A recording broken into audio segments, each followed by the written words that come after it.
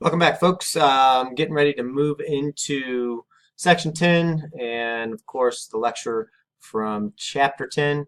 Uh, this particular chapter is looking at critical theories of deviance.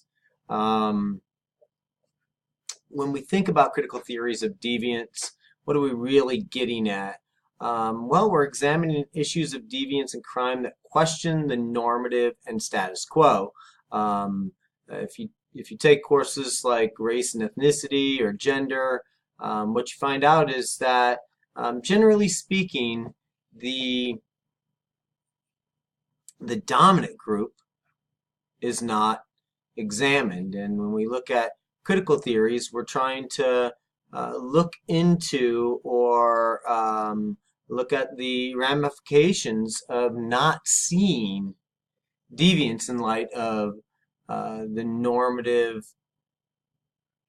realities and the status quo that defines what we see as normal, and then of course what defines deviance in reference to that norm. Um, this particular perspective, much like what we see with Marxist and conflict theories, is trying to give a voice to the voiceless, looking at the marginalized, repressed, or criminalized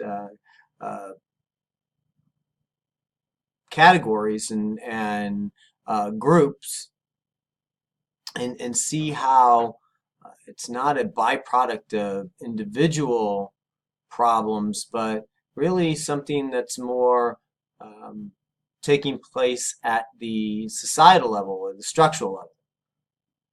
So in this case, rather than how does someone, one of the examples that the book tends to look at in this particular chapter is homelessness.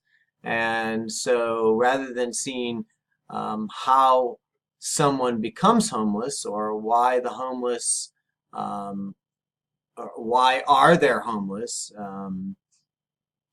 critical theories examine societal responses to homelessness.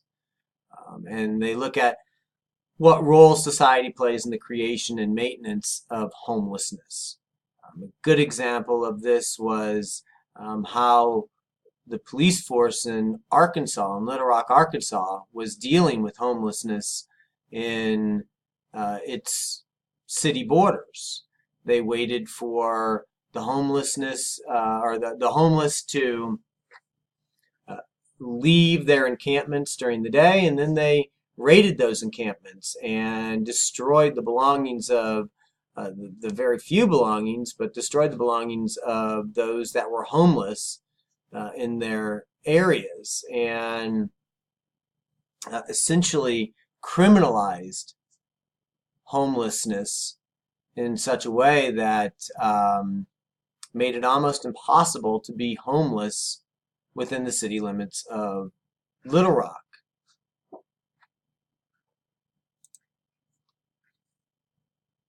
One of the first perspectives that this particular chapter looks at is or in reference to deviance, is feminist criminology. Feminist criminology is questioning the status quo, most specifically the male-centered view that most of criminology takes. They're saying that they're looking at the long history of feminism, which emerged in the 1960s and 70s due to the civil rights movement. Not that this is where feminism started. We know feminism started most likely in the late 1800s, but we've seen multiple movements of feminist critiques. But feminist criminology, in and of itself, is a response to what happened in the social movements in the 1960s and 1970s. They're arguing that there's much diversity of feminism, which includes liberal radical feminists, Marxists, socialists, postmodernists, black, critical, race, psychoanalytical, gender, existential, global, and multicultural feminism. But they're all taking this perspective that patriarchy is creating a problem for both women and the other in our society. The key focus of this perspective is the position of women in a patriarchal society and the structural oppression that women experience in this society through various intersections of race, class, sexuality, gender, and the list goes on. This reminds us of Patricia Hill Collins' theories on intersectionality, and those will become important as we move forward.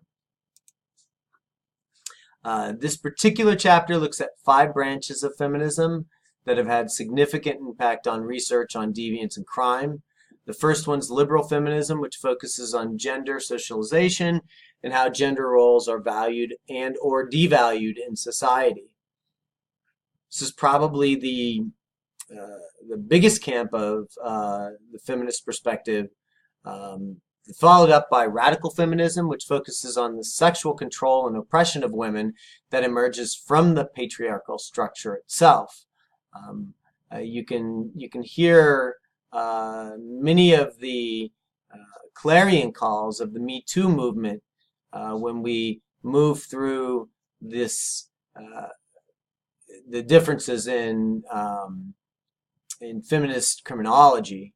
Socialist feminism focuses on the structure of society and how capitalism is ultimately an oppressive force.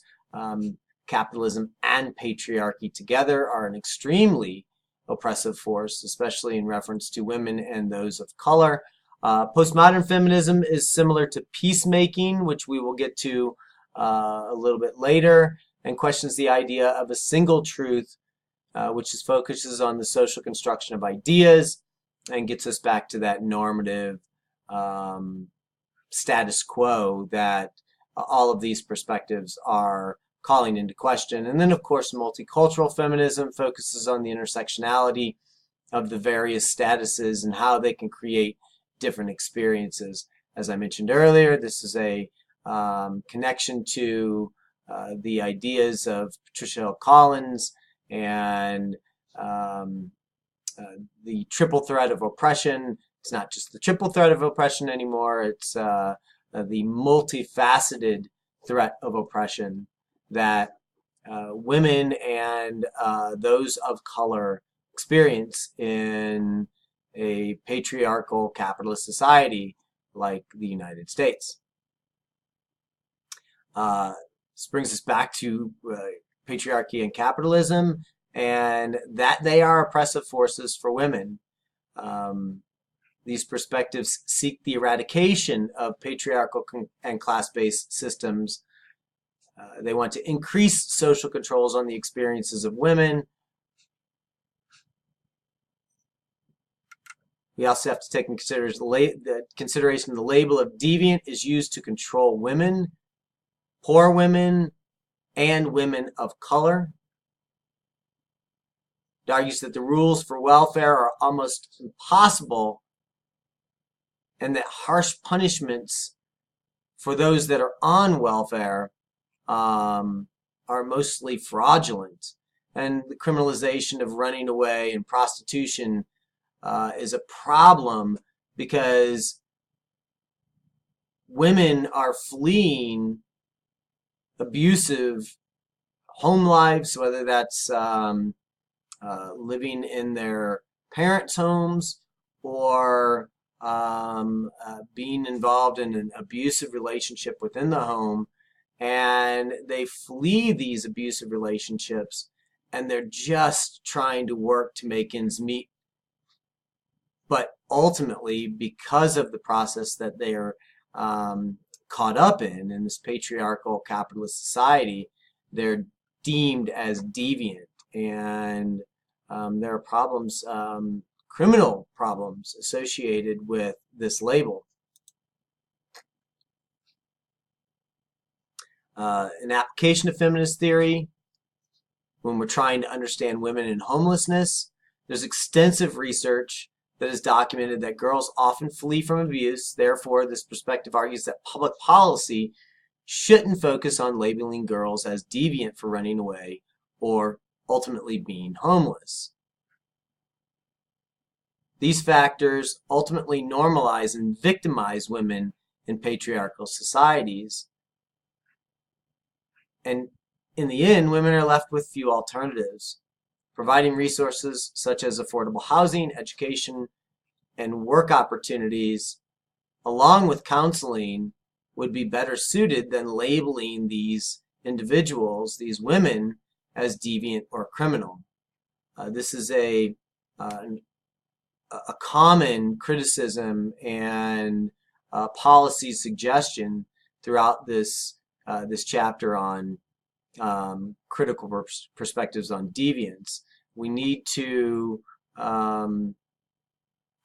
shame with the idea of integrating those back into society, not shame with the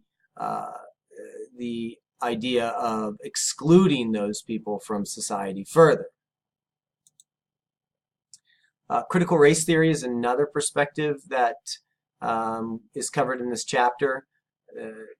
What we're seeing with critical race theory is an attempt to explain why the civil rights movement of the 1960s stalled and why the advances of the 60s and 70s came under attack. The theory examines the historical, structural, and political reification of white supremacy. It challenges the idea of white supremacy and the idea of white normalness. The theory also provides an understanding to the experiences of people of color within the legal system, and it aims to improve laws based on experiences of discrimination and victimization. This theory proposed that racism is an intricate and enduring pattern in the social structure and social situation or institutions within the U.S. This idea of institutional racism is alive and well in the United States, and we're seeing issues flare up again where they were less commonplace during the Obama administration, but now under the Trump administration, races it's center to much of the way our legal system is responding to people of color, and especially those who are trying to immigrate to the United States or are here under an immigration status. There's a racial domination at the center of today's legal and social decision making, which we can see playing out day in and day out. The domination is routine, it's embedded, and accepted as legally and morally legitimate. If we take critical race theory and we try to apply it to homelessness, what we find is the law and the legal process to maintain the status quo or protect a white middle-class interpretation of the world impacts poor communities and communities of color way more than it impacts white communities. A good example is what happened in San Diego during the fires in 2007.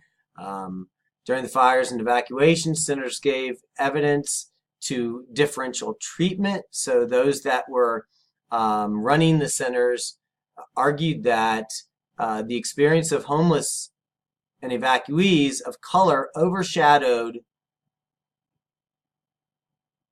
the more visible, or was overshadowed by more visible evacuees.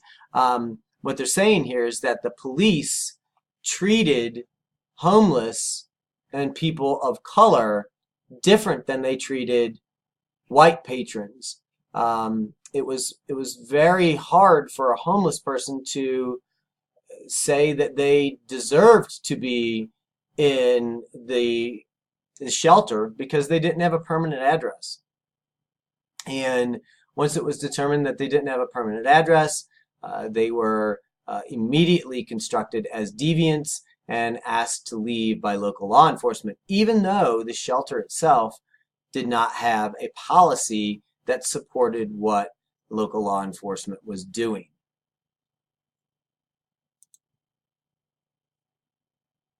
Critical race theory emphasizes the importance of capturing individual stories. It highlights experiences of everyone, not just those visible or deserving. And in the end, it aims to give a voice to the unnoticed or the unrecorded.